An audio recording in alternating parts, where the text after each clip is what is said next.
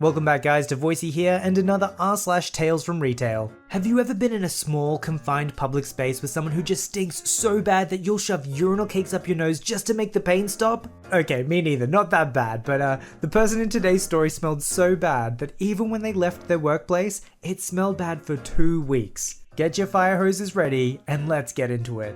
Don't forget Voicey veterans to like, subscribe and hit that bell to never miss an episode. This story was called, Yeah, I Don't Wear Deodorant. A little context. I moved to the UK last September for uni, and in November I started working for a clothing retailer in my town. The shop is fairly big, 3 floors, and my role is to support it all, meaning I don't have a specific department. I get moved according to where I'm needed for the day. Now, onto the story. After my probatory period of 2 months, management had decided to keep me in the ladies section. During the day in which this story took place, my job was to take the clothes that customers had left in the fitting rooms after trying them on. If something didn't fit, you could leave it with the shop assistant at the exit of said fitting rooms, and put them back on display. So, since I had been working during the weekdays of my probatory period, I didn't know the weekend staff, nor the tremendous surprise that was waiting for me. Well, my shift starts. I take care of some clothes that have been left in the stock room, and then enter the fitting rooms to get the rest. And oh boy, the worst smell I had ever smelled in my life hits my nose. It was like, I don't even know exactly how to describe it. Have you ever opened a full trash bin during the summer? Well, something like that. What made everything even worse is that the area where the unwanted clothes were kept was a small room, usually very hot too, with no ventilation. I tried my best not to gag at the smell, got a few clothes, and then left the fitting rooms as fast as I could. After a few hours of this, I finally gather the courage and go to one of the other employees. Am I the only one that smells this weird odor? Do you smell it too? She threw a quick glance around and then whispered to me, Yeah, it's the girl that works in the fitting rooms. She's what causes this smell. I was shocked. I felt miserable just for being sweaty at the end of the day. How could she live like that without feeling horrible? After speaking with a few other colleagues, I found out that the situation was even worse than I thought. So usually we have 2 people in the fitting rooms during the weekend. One stays at the front desk,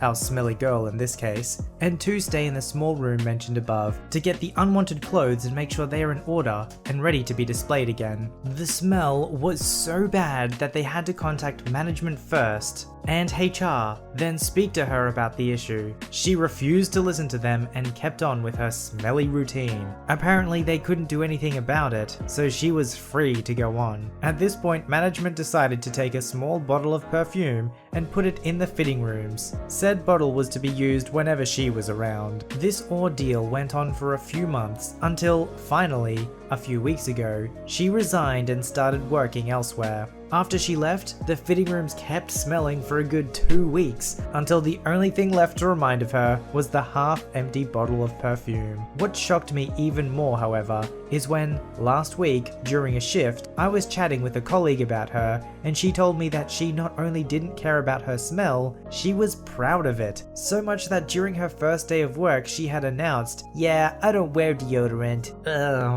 How can somebody be so smelly that they leave the place they work and 2 weeks later they can still smell their stank? I know HR said they couldn't do anything about it, but at some point isn't it like a health hazard or something? Bring up some sort of hygiene clause? Risk of everyone throwing up because of the smell? I don't know. There's got to be some way you can stop this.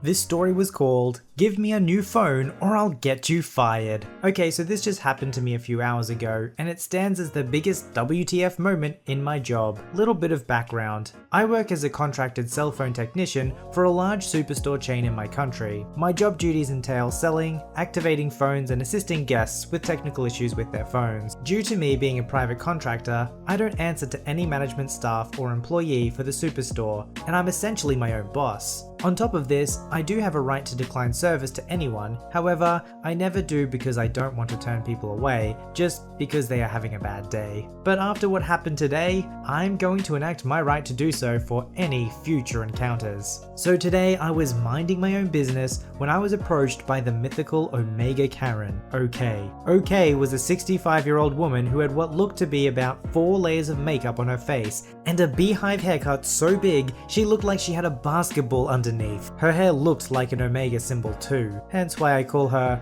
Omega Karen. She explained to me that her phone was not working. Being the ever so helpful person that I am, I got to work in diagnosing the problem. After doing a quick inspection and tinkering around with the phone, I came to the conclusion that the phone was bricked. I informed OK of this revelation. The exchange went a little like this. So what do we do now? Well ma'am, unfortunately the best course of action would be to replace the phone. Luckily I have the same phone on sale for $49.99. I'm not buying the phone. I bought the phone from here so I want it exchanged. Okay ma'am, do you have the receipt for the old phone? This is when she went from a nice old lady to Omega level Karen. Okay, listen here you stupid piece of crud. I bought this phone almost a year ago. I don't have the receipt. I bought it here and it's now defective. Your company has to honor the guest and replace this broken piece of crud, and you're going to do it free of charge. I soon realized this was going to be a train wreck, so I decided to try and Tai Chi the situation in an attempt to mitigate damage. Okay ma'am, I understand that you're frustrated, but unfortunately due to the store's policy, we can't do any exchanges after 30 days of purchase. And after the words left my mouth, I realized that I messed up and she was ready to retaliate.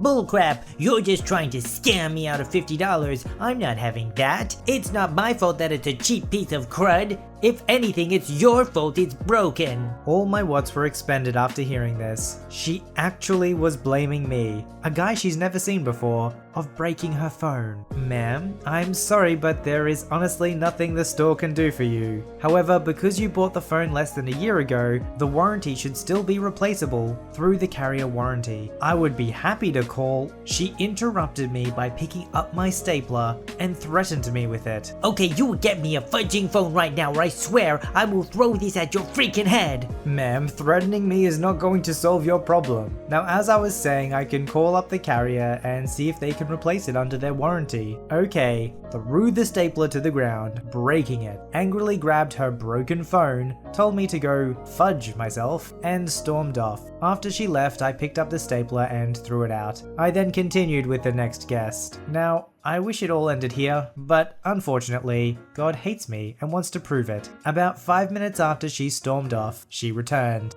But she wasn't alone. OK did what every Karen dreams of doing and got the store manager. And it wasn't just him, but the security guy as well. This guest has informed me that you won't assist her with her phone. Mind telling me why? I explained the situation to the store manager, who was looking like he was about to hit me. He then interrupted me by saying, okay, and then at what point did you throw a stapler at her? I was confused until it finally dawned on me. The person who threatened me was trying to frame me of assault over a $50 flip phone. I never did that. In fact, she was the one who threatened me with a stapler. OK interrupted me. Bullcrap, you threw a stapler at me telling me that you were going to choke the life out of me. I want this man arrested for assault. The security guy approached me. Is there any way you can corroborate your story? You can check the cameras. They most likely caught the whole interaction. As soon as I said the word camera, OK went ballistic. How dare you believe this stupid punk over me?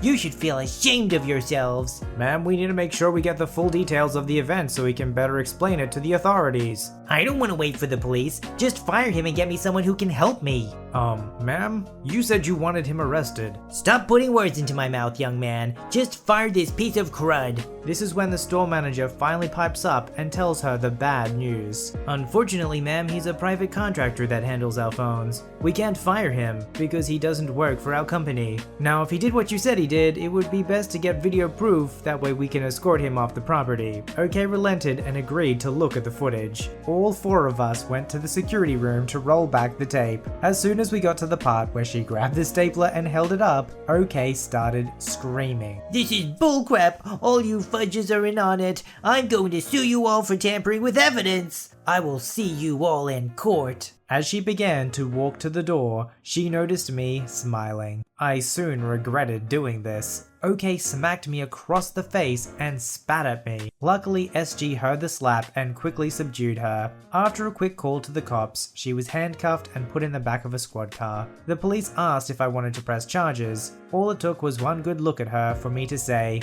yes. Once I got done with the paperwork, the store manager apologized to me for what had happened. He informed me that OK was blacklisted and is to be arrested on site if she is to come back to the store. People care about such petty things. It's not like it was even a really expensive phone, and the store explained that they couldn't replace it, but they were still willing to help them out with the manufacturer's warranty to get a replacement. So it's exactly what she wanted, unless her ulterior motive was to frame them for assault, which I wouldn't put it past her. You gotta love a good story with a bit of irony. They unjustly demand that somebody gets arrested for assault, and that's exactly what ends up happening to them.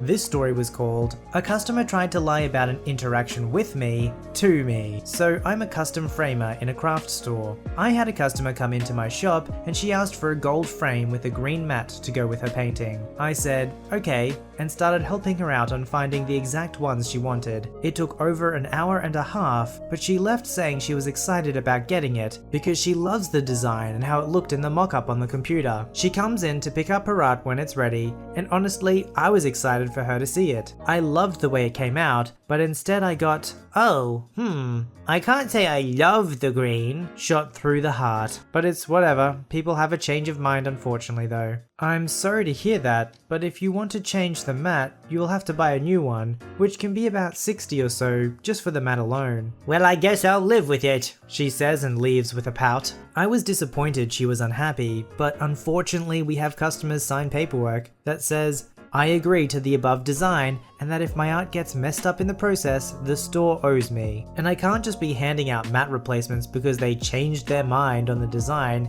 as much as I wish I could. Next day I was working and the store gets a call. Hi, yeah, I came in yesterday to pick up my art and I'm just not happy with it. I'm looking at the paperwork and it looks like there was a mock-up of my art on a computer, but the framer never showed me the screen. And honestly, I felt rushed the whole way through with her. I recognized the voice and only had one unhappy customer the day before. So, is this last name? It was quiet for a second, probably because I knew who she was, but I finally got a yes. Okay, so I'm the framing manager and the framer that assisted you for your order. I never have the computer facing me directly when working with customers, as well as you nixed some matte colors based on the computer image alone, as well as we spent well over an hour, so I can guarantee you weren't rushed. Again, it was quiet until, well, I'm just not happy with the piece then. I'm sorry you're unhappy with your choice, but unfortunately, you signed a form stating that's the look you wanted, and it's what was given. Any changes you want done comes at a charge. I can give you a 50% discount, but we won't replace it for free. Fine. Hangs up the phone. She never came back. To be fair, sometimes mock-ups on a computer don't come out the same when it's actually a physical form. It really depends how different it is from what you were expecting, from what they showed you and you're expecting to what you actually get given. So I mean, fair enough if she had a problem and she didn't think it looked like what was on the computer,